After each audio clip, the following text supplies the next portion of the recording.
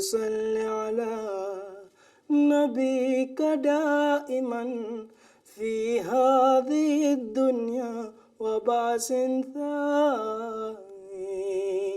يا رب صل على نبيك دائما في هذه الدنيا وبعث ثاني. Assalamu alaikum wa rahmatullahi wa barakatuh, our dear viewer of MTA Africa. Welcome again to another episode of the program Islam Light to Africa, coming to you from Amri Abeid Studios, Tanzania. In this program, we are looking at the challenges facing the African society, the way these challenges affect them, as well as the Islamic injunction on the way to reduce or to remove these challenges from our societies. In our today's session, we'll be looking at the challenge of famine as it happens in Africa. With me in the studio today for this discussion, I have Mzee Mahmoud Hamsin Mubiru, who is the former teacher, journalist, writer, and a poet. Assalamu alaikum wa rahmatullahi wa barakatuh. And next to him is Sheikh Shaban Athmani Shunda, who is a missionary in the Tanzanian Jamaat. Assalamu alaikum. Wa alaikum salam wa rahmatullahi. Today we'll be speaking or discussing about the challenge of famine. Recently, Africa has been hit by things like civil conflict, locust invasion, climate change, and drought, and it has made the food production being affected so much that the food is not enough for most or for some of the societies in Africa. So when we talk about famine, how much is Africa affected? Thank you very much. When you critically examine the problems of Africa, you can comfortably go to one thing, one important phenomenon, and that is colonialism. What has colonialism to do with the question we are dealing with? We are dealing with the question of hunger, the lack of food, not sufficient food. When the colonialists came to Africa, they needed two things. In fact, four. But let us look at two. They needed raw materials. They also needed market. Now, when you talk of raw materials, you are talking on the question of producing sisal, coffee, and cotton. Cash crops. Cash crops. And by so doing, you are undermining the question of producing food. So what happens is that you produce cotton, coffee, and all that, and you neglect the question of food. And in that process, of course, you get what? Starvation. You do not get enough food. So we can be able to say that the question of famine, the question that Africa cannot feed itself, that has something to do with the question of colonialism. Because even the World Bank today, even the International Monetary Fund, every day they are encouraging us to produce cotton, coffee, cocoa, and so that we can be able to sell to them. So colonialism is still going on. We are still selling to them our what? Our raw materials. But they produce those items and they bring them in here. So that is one point. But another point is the question of refugees. There is a serious political instability in Africa, where you have the problem of religion, you have the problem of tribalism and so on, and people moving from their areas because of political turmoil. But you also have the question of drought, because Africa has not paid attention to the question of science and technology, but of course, purposely on the side of the colonialists, because they would like us to go on being very low so that they get a market where they can be able to sell their items. But the population of Africa is also increasing. Unfortunately, we are not able to cope with that increase. Unfortunately, again, you have people moving from villages, they're going to town. What is the reason? Because in town, you have hospitals, you have good roads, you have all the amenities of life. And naturally, people must go there. And what is happening? Only the old ones are the ones using the whole. And inevitably, we cannot have enough to feed ourselves. That is why we are saying that we cannot talk on the question of freedom when we cannot feed ourselves. Thank you very much, Mzee Mubiru Saibu, for the immense clarification on famine as it happens in Africa, the causes of it. Right now, we have prepared a short documentary talking about famine in Africa. Let's go and watch it, and we'll come back right here.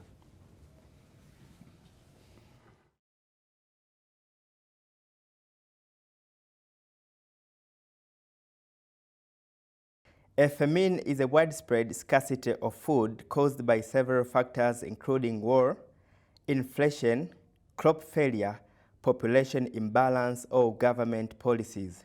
This phenomenon is usually accompanied or followed by regional malnutrition, starvation, epidemic, and increased mortality. According to the World Vision in Africa, hunger is increasing at an alarming rate. Economic woes, drought, and extreme weather are reversing years of progress so that 237 million sub-Saharan Africans are chronically undernourished, more than in any other region. In the whole of Africa, 257 million people are experiencing hunger, which is 20% of the population. Agriculture in Africa is susceptible to climatic fluctuations, especially droughts, which can reduce the amount of food produced locally. Other agricultural problems include soil infertility, land degradation and erosion, swarms of desert locusts, which can destroy wool crops, and livestock diseases. The most serious famines have been caused by a combination of drought, misguided economic policies, and conflict. Numerous factors make the food security situation in Africa tenuous, including political instability, armed conflict and civil war, corruption and mismanagement in handling food supplies, and trade policies that harm African agriculture. Diseases such as AIDS is also having long-term economic effects on agriculture by reducing the available workforce and is creating new vulnerabilities to famine by overburdening poor households. In 1968 to 1980s, a drought in the Sahel region led to 1 million deaths in Mali, Chad, Niger, Mauritania, and Burkina Faso. In 1980 to 1981, drought and conflict led to widespread hunger in Uganda. In 1984 to 1985, famine in Ethiopia, drought in the northern highlands, and problems delivering aid led to about 1 million deaths and massive displacements.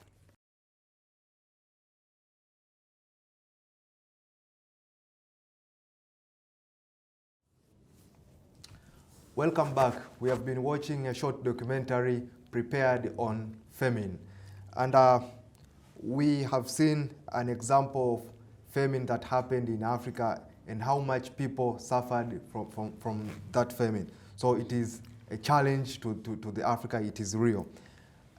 If we go down into the history of Islam, do we find famine somewhere, and how was it dealt with?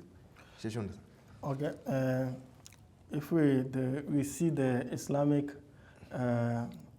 history, we find the Holy Prophet Sallallahu Alaihi Wasallam lifetime, the serious hunger hit Mecca and some parts of Arab, but that was because of the wrath of God on them, because they drive away the Holy Prophet Sallallahu Alaihi Wasallam and his companions. But that these people, they realized their mistake, and they begged the Holy Prophet Sallallahu Alaihi Wasallam through the letter that he should pray for them. But because the condition was very bad, it went to the extent that people, they were cooking bones, old bones, and eat. and also they were depending on very small food for to take per day. But we see in the era of Hazrat Khalifa the second, that Hazrat Umar, in the 18 after Hijri, the serious also famine hit the Arab continent, which made the scarcity of food and also water, because there was not rain for constant 9 months. That was a serious drought in that part of Arab. So the crops, and also it went to the extent that you know that Hazrat Umar radiallahu anhu established Baitul Mal. The crops, animal, and everything were kept, which was those who were paying zakat, those wealth and food and crops were kept there. Also, the people started using Baitul Mal, and Baitul Mal finished. And we see that they are depending on animals, but the animal growed very thin, and also some were dying because of this, because there is no grazing places, all were dry. But we see how Hazrat Umar radiallahu anhu dealt with this serious epidemic in that time. He wrote the letters to all governors. We know that time the Muslim or Islam empire was somehow extended. So he wrote the letters to those who were outside Medina and Mecca, especially in Egypt and Syria. Those Umara who were there, they helped they brought food in Mecca. And the food was distributed, and we know that Hazrat Umar radiallahu anhu in Medina, he put the system of kullu jamia, that they were eating together. One place was settled, and they were cooking the same food, and also Hazrat Umar participated in eating with them. So what we are learning here is that though we are though we know that Islam is a universal religion, and it's having its teachings and also its rule to follow. When the problem appear in one place, we can refill that problem with another place, like food scarcity. We know that the Arab continent went drought and no food there. But food from outside went to help there. So this is the system which Islam puts through zakat, and also the alms giving and the monetary sacrifice. So how we know that this problem was solved in Medina that time, and Mecca. We know that because Islam is the established religion which has its rules and regulations. And we see that at last the Khalifa of that time, Hazrat Umar radiallahu anhu, called people to pray for this, because you know that when every means are finished in your hand, is only one way which you can see through, that is to beg Allah Almighty, to supplicate to Him, and to submit to Him that He is only who can help us. So they prayed severely, and the rain came. So here we can see two options. One is to help each other, as all we are human beings, and all resources is for all. And one is to pray from Allah Almighty, so that He can help out this. And there is special prayer for rain, which is offered during these scarcities and droughts and this problem. Thank you very much, Sheshunda Sai, for taking us down the history to see in Islam how that happened. Right now in the world, we have a problem of climate change. It is predicted there will be rain, and there is no rain. It's predicted that it's going to rain, and it's going to be very heavy rainfall. How has climate change affected Africa in the context of famine? Mr. Mubiru. Now, when you see any given society is governed by the environment, and they don't govern the environment, then you can know that there is a degree of primitivity there. People are still primitive. We have to master the environment. For example, there is a country in the Middle East, Israel. It's a very dry country, but they have the science of trying to have rain. They make rain. Even Northern Korea, they have a system of making rain. So what is imperative here is a question of developing science and technology. Because with science and technology, you can be able to master your environment. But on the day when you only wait for the rain, and the rain has not said it will come, nor has it written a letter to you that it is coming. So that is very difficult indeed. So what is important? Utilize science and technology so that you can be able to do, for example, the building of canals. You see, that is very, very important indeed. We can utilize that one. But what is also disturbing is Africa happens to have all the rivers you can name. Yes. Limpopo, Nile, Gambia, and so on. And it is ironic that we have all these rivers, and yet we cannot feed ourselves. So that has something to do with science. If we develop science and technology, I think we can be able to conquer this question. But one warning, the colonialists will never allow us to develop, because they know that once we develop, then we will not depend on them, and they will not be happy. So they want us to go on depending on them, buying food from them, buying the instruments from them, so that we go on to be poor. Let us stand on our own, and let us try to develop science and technology. So, and also, I can add from Mr. Mubiru Sahib, yes. We know that in Africa, we are having the virgin land and huge. Like here, if you travel to Dar es Salaam, there is big place, there is only bush. Why can't we start using this bush which is laid without anything? And also we can put on best infrastructures which can help us to the system of agriculture, like building canals, because we know this was introduced by Hazrat Umar radiallahu anhu that time in Egypt. He encouraged people, and also people are employed to build canals. What I'm talking about is irrigation system, which we can use, because we know that all Africa is water. We are having big rivers, and we are having everything, but we can develop ourselves and also cultivate more food materials than business material. Now, on the question of canals, there is another point.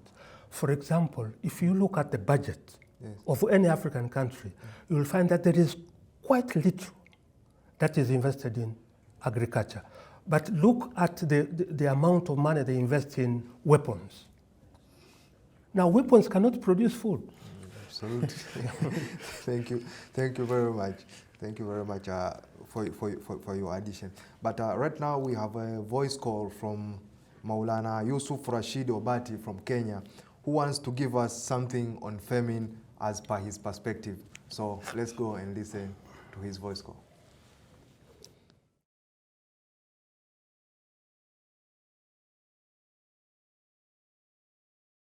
Assalamu alaikum wa rahmatullahi wa barakatuh. My name is Yusuf Rashid Obat from Kenya. The topic given to me today is about hunger in Africa. I will not talk much about hunger in Africa, rather in Kenya, because this is my home country. It states that a global hunger index report shows Kenya's food security is worsening. It's really worsening. It's bad. The 2019 GHI report states that government efforts to ensure nutrition and food security by 2022 have not been enough. Kenya was ranked 86th out of the 117 countries reviewed. However, in 2018, the study showed the country still has serious levels of hunger, with the ranking of 77 out of 119 countries. The revelation coincided with the revelation by then Agriculture CS, Mr. Mwangi Kiunjuri, who disclosed that over 8 billion shillings worth of maize may have gone bad, very bad, in the national cereals and the produce board stores. Therefore, as a Muslim, as an Ahmadi Muslim, I will tell the viewers and those people who are listening carefully that this is the time for us to have time to go down on our knees, do sajda, pray. That is the place whereby Allah listen us. We should pray that God remove this hunger. Look now, when the pandemic disease, corona, has come, we should pray Allah to take it away, because I know it's going to bring hunger. We should pray a lot, honestly, without any fear. Tell God to give you strength, to give you food, to take us away from hunger so that we can get strength of worshiping Him. Because He has only created us to worship Him. Thank you, and thank you very much. And always try your best. Try your best to remember God to take us away from this hunger. May God bless you all.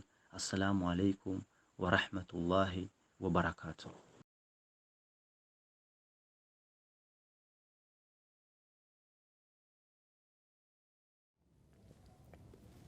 Welcome back, and thank you very much, Maulana Yusuf Rashid Obati from Kenya, for your input into our program of today. And we take your advice to offer prayers more and more times so that we can remove these problems. We take it very seriously, and I hope that our viewers are going to perform it, because it is the ultimate method to fight any problem in our life.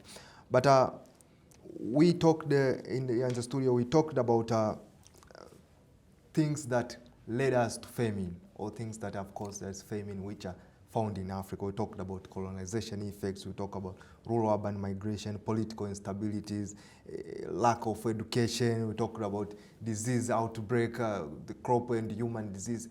What is our advice? What's your advice to the African countries in order to make sure that they go, they solve, or they don't encounter this problem into the future, and they solve it if it happens right now? Let's start with session, sir. You know, because we don't know our tomorrow as Africans, because we are behind in scientific field and everything. I will give the advice which is in the Quran. That is the story which related to Hazrat Yusuf alayhi salam, when he interpreted the dream of the king of Egypt that time.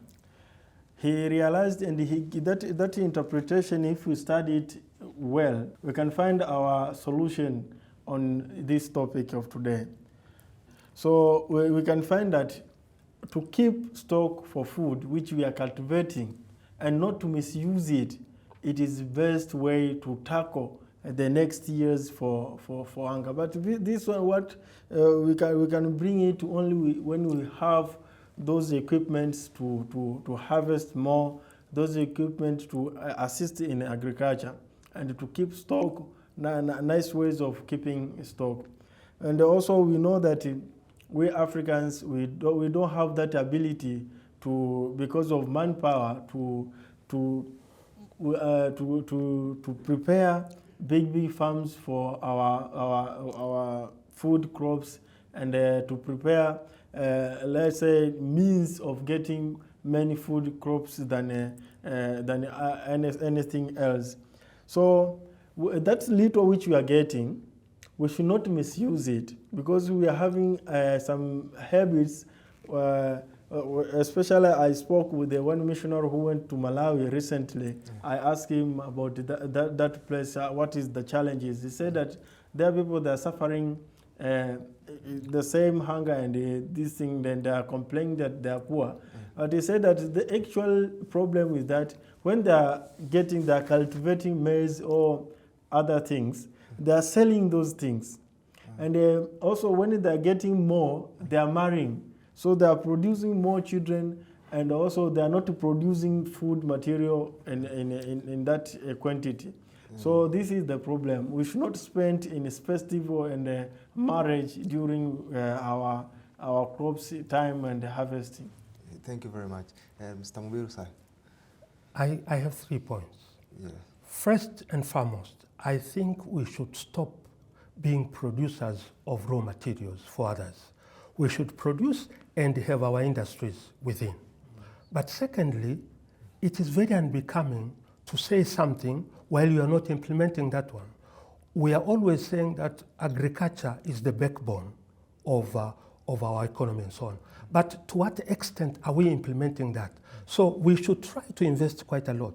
But lastly, and I think that is very, very important indeed, we must try our level best to be ourselves, because the dignity of any human being is to feed himself.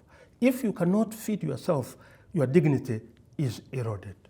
Thank you very much, Mzee Sahib, for winding up our session of today with the advice or with what Africans should do to make sure that they avoid the problem of famine.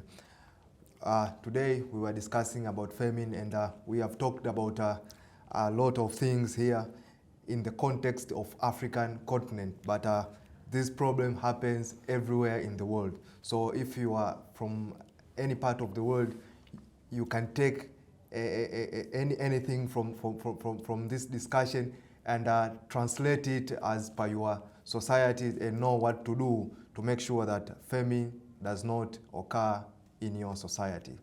Until next time, when we'll be right here to discuss another challenge facing the African societies. Assalamu alaikum wa rahmatullahi wa barakatuh. Katu okoa rahmatul alamin. Ya Rabbi salli ala nabika daiman في هذه الدنيا وبعث ثاني. يا رب صل على نبيك دائما في هذه الدنيا وبعث ثاني.